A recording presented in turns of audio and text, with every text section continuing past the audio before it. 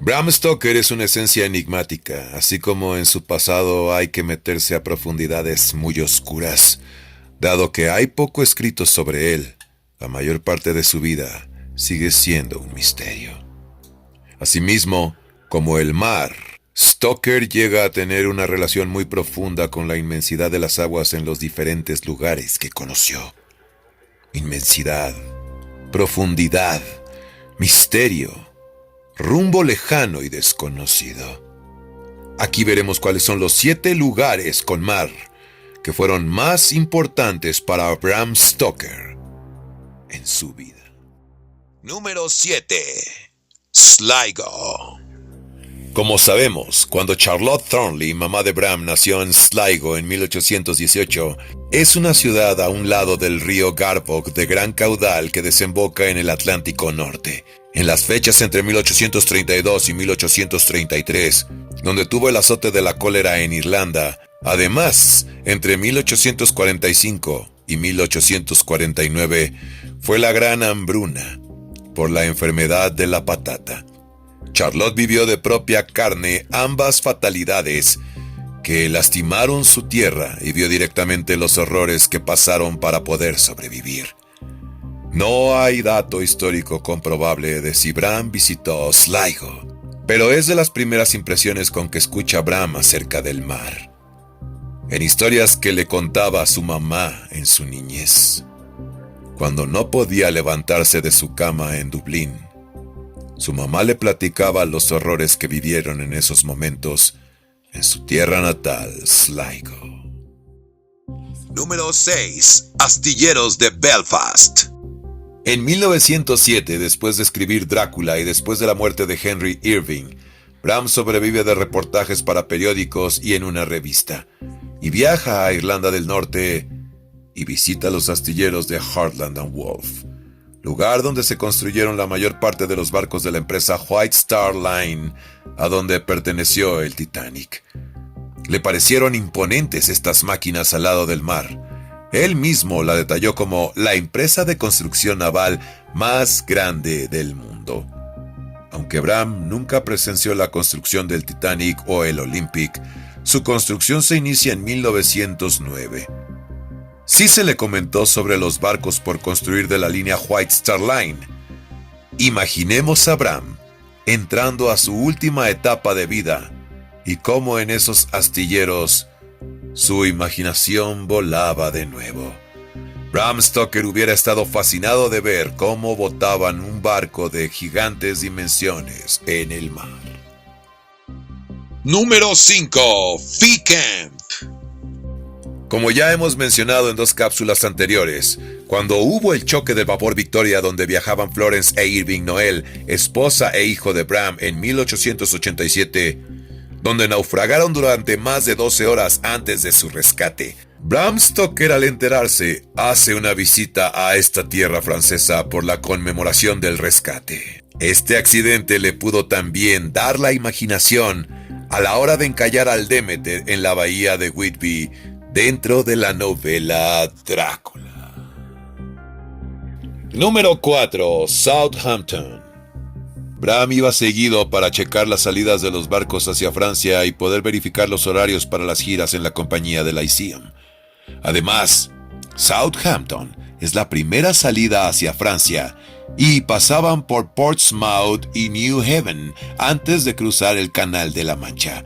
Stoker observaba los barcos ir y venir en ese puerto, donde su mente iba creando escenas, ambientes e historias. Y aunque de ahí salieron algunos barcos hacia sus giras para Estados Unidos, la mayoría de las veces salían de otro famoso puerto, Liverpool. Pero era en Southampton donde observaba más el panorama. De hecho, en Londres, su primer lugar de residencia es en una calle a un lado del teatro llamada Southampton. Número 3. Whitby. Siendo uno de los lugares más importantes de la novela Drácula, ya que es postal principal su abadía fundada en el año 657, el puerto de Whitby en la costa de North Yorkshire se ubica en la desembocadura del río Esk. Es el lugar donde Mina observa el cambio de clima y que viene una gran tormenta.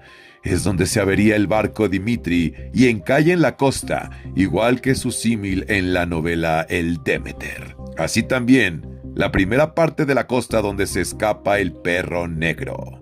Cabe recordar que Henry Irving le recomendó en 1890 conocer este puerto, muy tranquilo y con unas vistas increíbles en la costa. En sus estancias siempre vacacionaba en una casa de 2 pisos justo frente a la costa. Whitby es sin duda el espacio donde Bram junto con su familia se fue a descansar un par de veces y en donde investigaría y conseguiría todo tipo de información del lugar y sería pieza esencial en la novela. Número 2. Cruden Bay. En 1892, Bram Stoker descubrió Cruden Bay por casualidad, durante una excursión a pie desde Petershead hasta Aberdeen, y en esta, su primer visita, se enamoró al instante del lugar.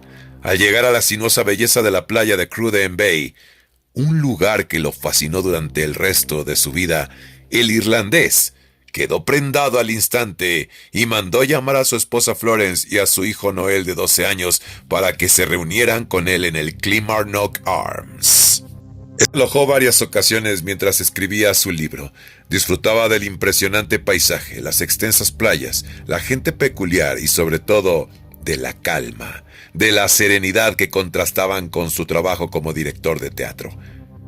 La familia regresaba casi anualmente para escapadas similares, pues Bram había encontrado un lugar donde se sentía relajado, cómodo y revitalizado, un lugar lejos del estrés de Londres y del trabajo. Participaba en las fiestas del pueblo y disfrutaba conversando con los lugareños, de quienes obtenía inspiración para sus historias.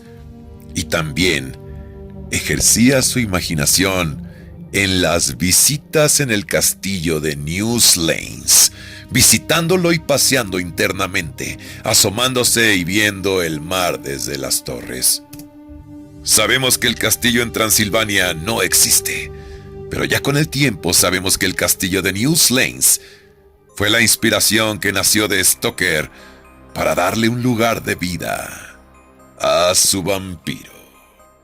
Número 1. Clontarf. Este lugar lo ocupa el que fue su tierra natal en Dublín, Clontarf. Nacido en 1847 y tras llegarle una enfermedad hasta la fecha desconocida, no pudo moverse de su cama hasta los 7 años. En ese entonces y tras su recuperación, escuchó varias leyendas de terror, además de alimentar la imaginación en el mar, el agua que llegaba al puerto, donde no está nada distante de su casa. En la actualidad se atraviesa un par de terrenos y las vías del tren, pero en aquel entonces sí había vista directa al mar. Con estas leyendas y el poder enigmático del mar, se logra enganchar al pequeño Bram, que su imaginación logra crear gran variedad de cuentos y novelas, donde las más sobresalientes tienen al mar como personaje primordial dentro de las historias. Stoker y el mar, una relación enigmática que solo ellos comprenden.